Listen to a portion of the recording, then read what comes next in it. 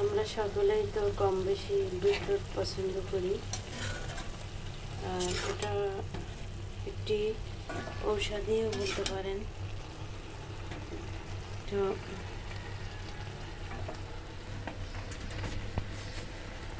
কুয়াশায় ধোয়ার কারণে দেখা যাচ্ছে না।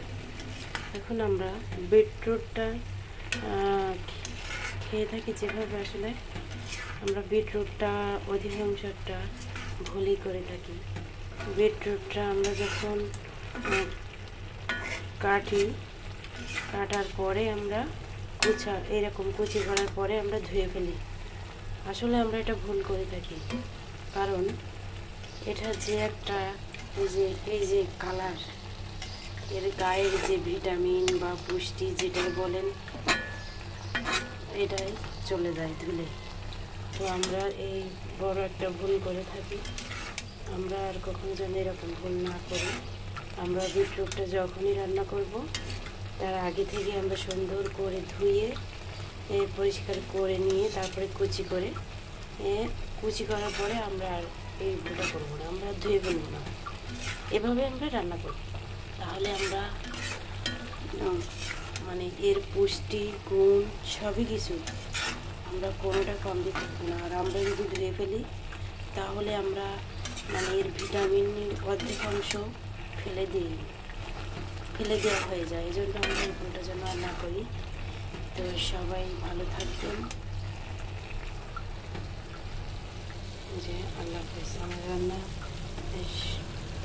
শেষ মুহূর্তে চলে আসছে। এই যে আমি এটা ভাজি করতেছি, এতে ছোটো গুঁড়ি চিংড়িও দিয়েছি। আর কিছুক্ষণের মধ্যে আমি এটাকে নামিয়ে ফেলবো। আর নামিয়ে ফেলার লুকটা আপনাদের সাথে শেয়ার করবো। ফাইনাল লুক দেখেন কীরকম একটা কালার আসছে, মাশাআল্লাহ। এভাবে ধুয়ে রান্না করবেন, ধুয়ে আসতো আগে থেকে, তাহলে কীরকম স্বাদ আর কীরকম কালার একটা আসবে এটা আপনারা না দেখলে বুঝবেন না।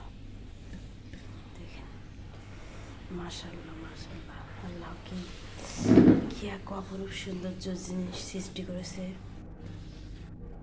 আল্লাহ তাআলার শুকরিয়া আদায় না করে আমরা ভুল করতেছি। আমরা অনেক, দেখেন কি এক অবস্থা। আর গরম ভাতের জন্য আমি একটু মানে ভাতের সাথে ভালো করে মাখাইতে পারতেছি না, যার জন্য দেখাইতেও পারতেছি না। এই যে, আর আমরা যদি এটা কুচি করার পরে ধুতাম, এরকম কালার, এরকম স্বাদ, এরকম ফ্লেভার কোনোটাই আসতো না। তো আমরা যেন এই ভুলটা না করে থাকি। সবাই ভালো থাকবেন। আল্লাহ।